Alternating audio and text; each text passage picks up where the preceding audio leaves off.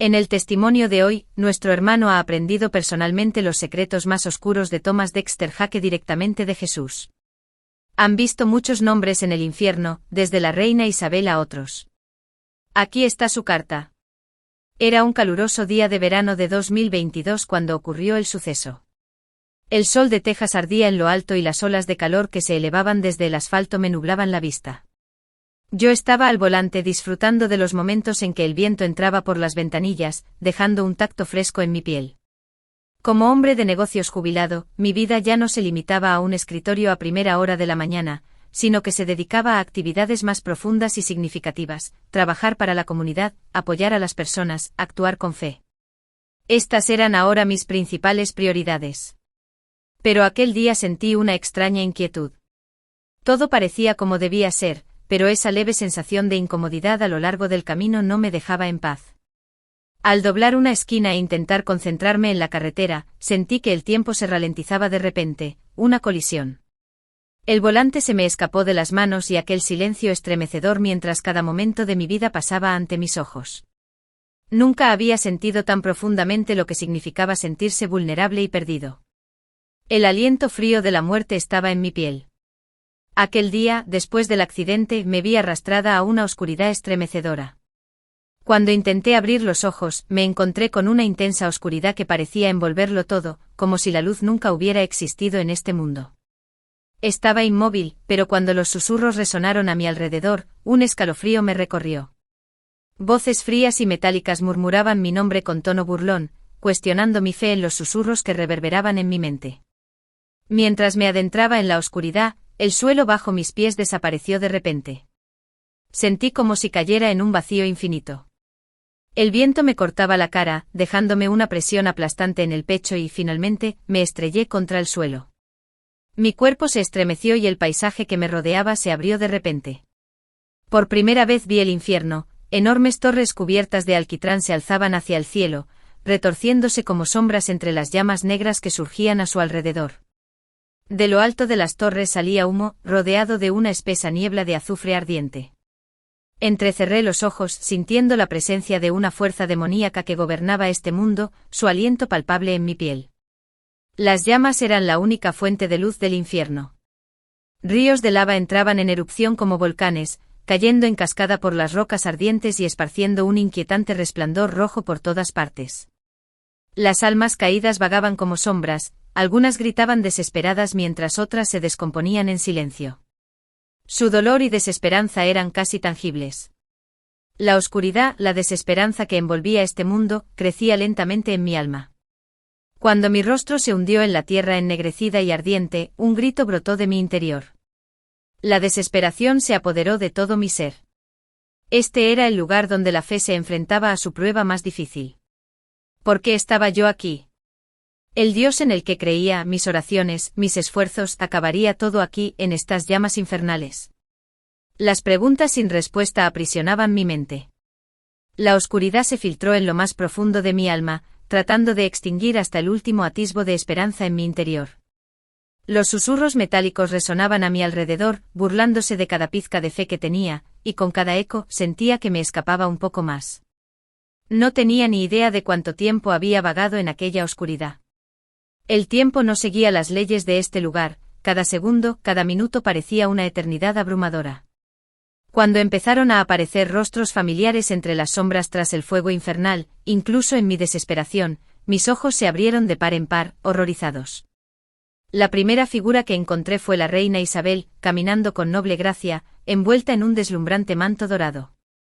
Parecía majestuosa y grandiosa, pero su rostro mostraba una tenue y ajada expresión de pena y fatiga. Al mirarlos me di cuenta de que esta otrora gran líder estaba ahora engullida por las sombras de este reino. En absoluto silencio sus labios se entreabrieron, pero su voz era como un eco antiguo indistinguible. En ese momento comprender que incluso esta poderosa figura estaba rodeada de la misma desesperación no hizo sino ahondar mi propia sensación de impotencia. A continuación, Michael Jackson emergió de la oscuridad. Parecía una estrella cuya luz se hubiera apagado entre el humo del infierno.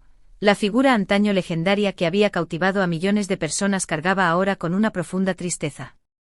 Cuando sus ojos se encontraron con los míos, la vibrante energía que solía definirlos había sido sustituida por una profunda tristeza.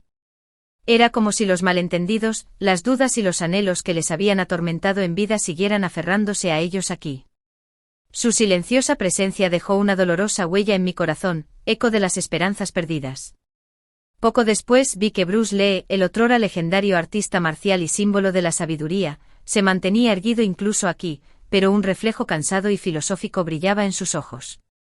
Al mirarlos pude sentir la lucha de su espíritu en este lugar destructivo.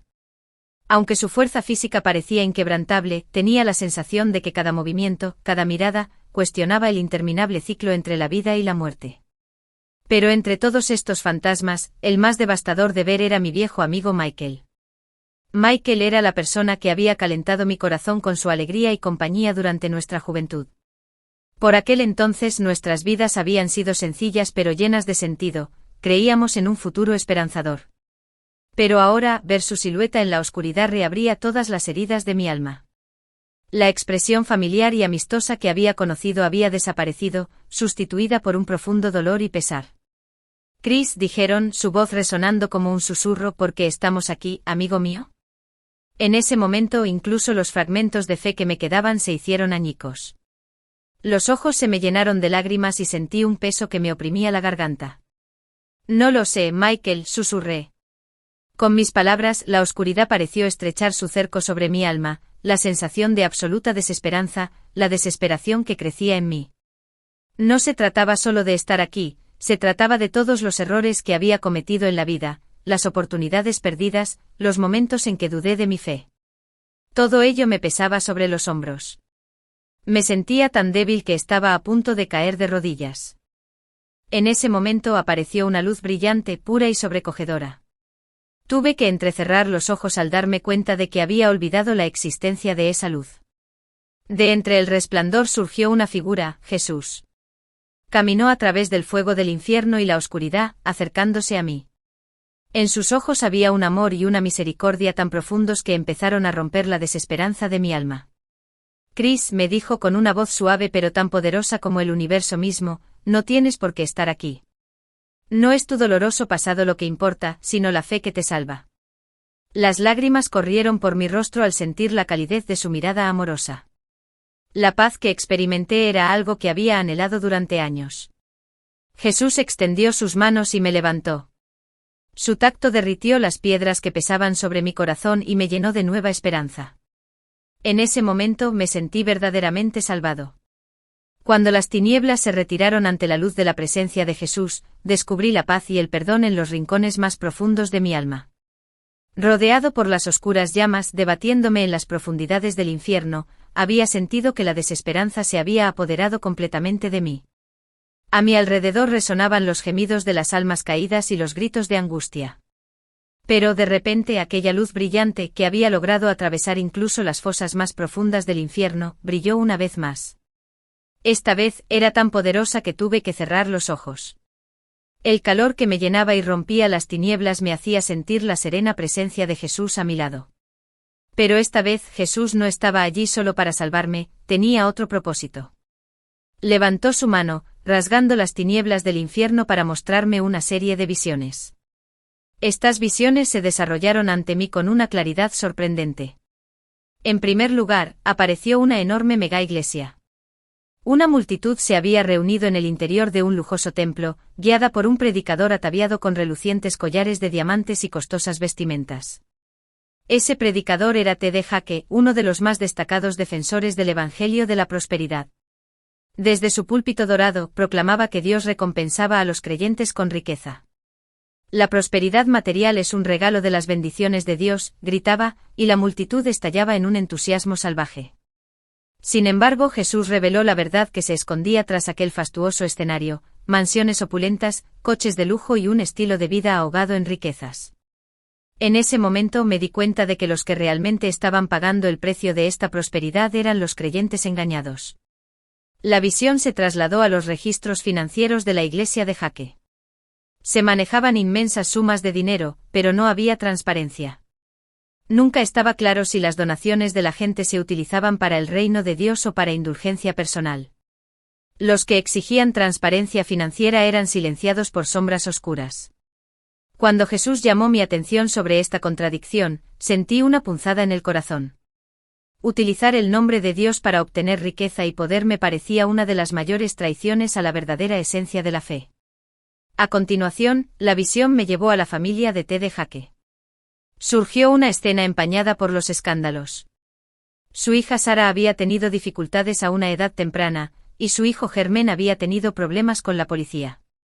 Era un contraste sorprendente con los sermones sobre los valores familiares predicados desde el púlpito. Observar cómo esta persona que hablaba elocuentemente de la familia manejaba la confusión dentro de su propio hogar despertó en mí sentimientos contradictorios. Los críticos cuestionaban la autenticidad de las enseñanzas de Jake, señalando cómo los principios bíblicos sobre la gestión familiar parecían chocar con su vida personal.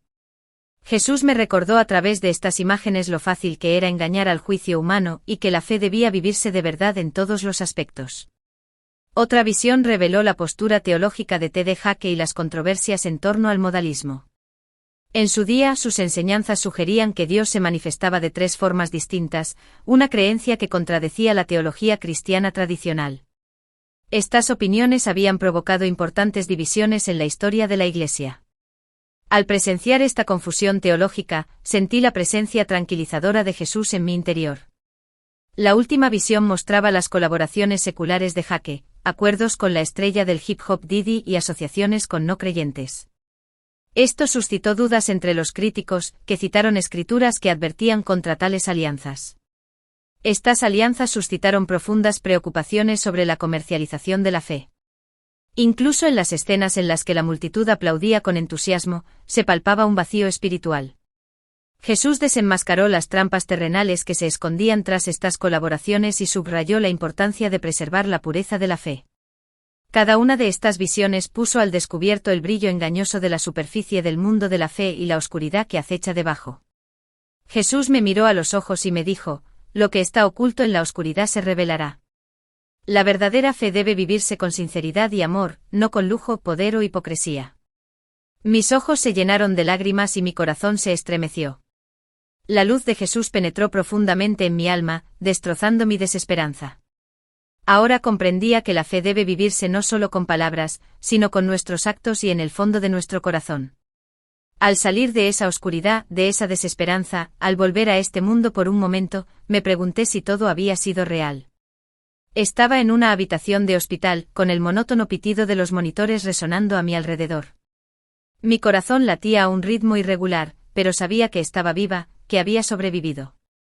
Miré por la ventana, el sol de Texas entraba a raudales en la habitación, pero no podía alcanzar la frialdad de mi interior. Mi alma seguía suspendida en aquel lugar oscuro. Se me llenaron los ojos de lágrimas, pero no caían. Vacío, eso era exactamente lo que sentía después de todo lo que había visto y vivido. Volver a la normalidad de la vida era insoportablemente difícil. Respiré hondo, pero el peso que sentía en el pecho no desaparecía. Había una guerra dentro de mí. Intentaba aferrarme al recuerdo del amor y la salvación que había sentido de Jesús, pero la dura realidad del mundo ahogaba ese sentimiento. No sabía cómo sería mi vida a partir de ese momento. Me sentía como colgada en el vacío, atrapada entre la oscuridad y la luz, necesitando desesperadamente orientación para encontrar mi camino, buscando un escape del caos de mi vida y esperando encontrar algo de paz para mi alma. Me embarqué en un viaje a Japón, un lugar que siempre había soñado visitar. Deambulé por las bulliciosas calles de Tokio y me perdí entre templos antiguos, pero el vacío que había en mi interior no se llenaba. Mi alma seguía buscando respuestas, seguía sedienta de paz. Un día, en el sereno jardín de un templo de Kioto, me encontré con un anciano sentado sobre piedras cubiertas de musgo. Su rostro albergaba una sabia tranquilidad, y sus ojos reflejaban la experiencia de muchos años. Nos sentamos en silencio durante un rato antes de que se volviera hacia mí y me hablara con una suave sonrisa. Veo los ojos de una persona que está de viaje, me dijeron. Pero el verdadero viaje está en tu corazón. Sus palabras resonaron profundamente. Cuando les pregunté quiénes eran, se presentaron. Me llamo Kenzo. También soy cristiano. Me sorprendió conocer a alguien que compartía mi fe en esta tierra lejana, fue inesperado. Kenzo empezó a hablar suavemente de Jesús. Describió cómo guiaban su pequeña comunidad cristiana en Japón y cómo vivían el amor y la salvación de Jesús. Sus palabras transmitían paz y esperanza, un marcado contraste con los susurros que había oído en el infierno. El amor de Jesús resuena incluso en tierras lejanas, decía Kenzo. A veces debemos emprender los viajes más profundos para encontrarle de verdad. En ese momento algo se agitó en mi interior. Las sabias palabras de Kenzo me hicieron darme cuenta de que las respuestas que buscaba estaban en lo más profundo de mi corazón. Incluso en un lugar tan lejos de casa, las palabras de Kenzo llegaron a lo más profundo de mi alma. Nuestras largas conversaciones me recordaron la universalidad del amor y la salvación de Jesús. En medio de la tranquilidad de los templos antiguos de Japón, rodeado de la sabiduría de esta persona mayor, sentí que el oscuro vacío que había en mi interior empezaba a llenarse lentamente. Empecé a reconstruirme no solo como alguien que escuchaba las palabras de Jesús, sino como alguien que las vivía de verdad. Mi fe ya no estaba moldeada por deseos mundanos o demostraciones vacías, sino por una comprensión y una gratitud más profundas. En lugar de perseguir la riqueza material o el prestigio superficial, me propuse vivir una vida dedicada a servir a los demás y a reflejar el amor de Dios. Cuando regresé de Japón, estaba decidido a ser mejor cristiano. La transformación que sentí en mi interior no era solo una cuestión de fe, era un auténtico deseo de vivir cada día de acuerdo con las enseñanzas de Jesús. Mi compromiso con la comunidad tenía ahora más sentido.